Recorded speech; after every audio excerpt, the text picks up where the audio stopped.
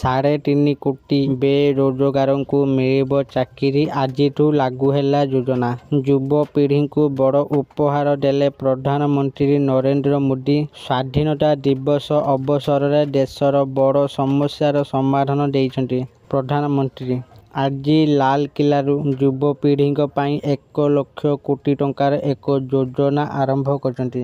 ଚାଲନ୍ତୁ ଆଜି ଆମେ ସେହି ଯୋଜନା ବିଷୟରେ ପୁରା ଡିଟେଲ୍ସରେ ଜାଣିବା ଏହି ଭିଡ଼ିଓ ମାଧ୍ୟମରେ। ତେଣୁ ଭିଡ଼ିଓକୁ ଆରମ୍ଭ କରିବା ପୂର୍ବରୁ ଆପଣ ସମସ୍ତଙ୍କୁ ଅନୁରୋଧ, ଯେଉଁମାନେ ଆମ ଚ୍ୟାନେଲକୁ ସବସ୍କ୍ରାଇବ୍ କରିନାହାନ୍ତି ଏବେ ହିଁ ଆମ ଚ୍ୟାନେଲକୁ ସବସ୍କ୍ରାଇବ୍ କରିଦିଅନ୍ତୁ।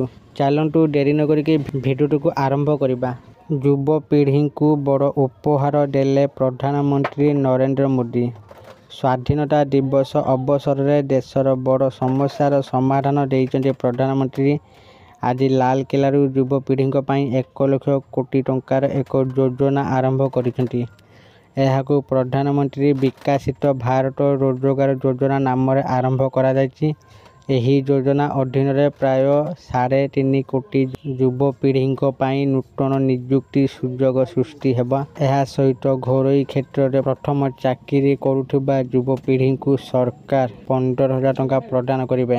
ପ୍ରଧାନମନ୍ତ୍ରୀ ବିକଶିତ ଭାରତ ରୋଜଗାର ଯୋଜନା ଅଧୀନରେ ସରକାର ସେହି କମ୍ପାନୀ ଏବଂ ବ୍ୟବସାୟଗୁଡ଼ିକୁ ସବସିଡି ପ୍ରଦାନ କରିବେ ଯେଉଁମାନେ ସର୍ବାଧିକ ସଂଖ୍ୟକ ଲୋକଙ୍କୁ ନିଯୁକ୍ତି ପ୍ରଦାନ କରିବେ। କମ୍ପାନୀଗୁଡ଼ିକୁ ସବସିଡି ଦେବା ସହିତ ସରକାର ପ୍ରଥମ ଥର ପାଇଁ ଘରୋଇ କ୍ଷେତ୍ରରେ କାମ କରୁଥିବା ଯୁବକ ଯୁବତୀମାନଙ୍କୁ 15,000 ଟଙ୍କା ମଧ୍ୟ ଦେବେ। ଏହି ଯୋଜନା ଦେଶରେ ନୂତନ ନିଯୁକ୍ତି ସୁଯୋଗ ସୃଷ୍ଟି କରିବା। ଏହି ଯୋଜନା ବିଶେଷ କରି ଯୁବପିଢ଼ି, କ୍ଷୁଦ୍ର ଏବଂ ମଧ୍ୟମ ଉଦ୍ୟୋଗ MSME ଏବଂ ଉତ୍ପାଦନ, ସେବା ଓ ପ୍ରଯୁକ୍ତି ବିଦ୍ୟା ଭଳି ବିଭିନ୍ନ କ୍ଷେତ୍ର ପାଇଁ ନିଯୁକ୍ତି ବୃଦ୍ଧି ଉପରେ ଧ୍ୟାନ ଦେବା। କେବଳ ସେହି କର୍ମଚାରୀ ଯେଉଁମାନେ ପ୍ରଥମ ଥର ପାଇଁ ଚାକିରି ଆରମ୍ଭ କରୁଛନ୍ତି ଏବଂ EPFOରେ ପଞ୍ଜୀକୃତ ହୋଇଛନ୍ତି ସେମାନଙ୍କୁ ଏହି ଯୋଜନାର ଲାଭ ମିଳିବ।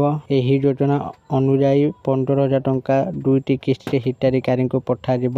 ପ୍ରଥମ କିସ୍ତି 6 ମାସ କାମ କରିବା ପରେ, ଦ୍ୱିତୀୟ କିସ୍ତି 12 ମାସ କାମ କରିବା ଏବଂ ଆର୍ଥିକ ସାକ୍ଷରତା କାର୍ଯ୍ୟକ୍ରମ ସମାପ୍ତ କରିବା ପରେ ଦିଆଯିବ। ତେବେ ଏହି ଯୋଜନାର ଲାଭ କେବଳ ସେହି କର୍ମଚାରୀମାନଙ୍କୁ ମିଳିବ ଯାହାଙ୍କ ଦରମା 1 ଲକ୍ଷ ଟଙ୍କା ମଧ୍ୟରେ ଥିବା। ଅଧିକ ଦରମା ଥିବା କର୍ମଚାରୀମାନେ ଏହାର ଲାଭ ପାଇବେ ନାହିଁ। ଏହି ଯୋଜନା କେବଳ କର୍ମଚାରୀମାନଙ୍କୁ ନୁହେଁ ବରଂ ଚାକିରି ପ୍ରଦାନ କରୁଥିବା କମ୍ପାନୀଗୁଡ଼ିକୁ ମଧ୍ୟ ଲାଭ ଦେବ।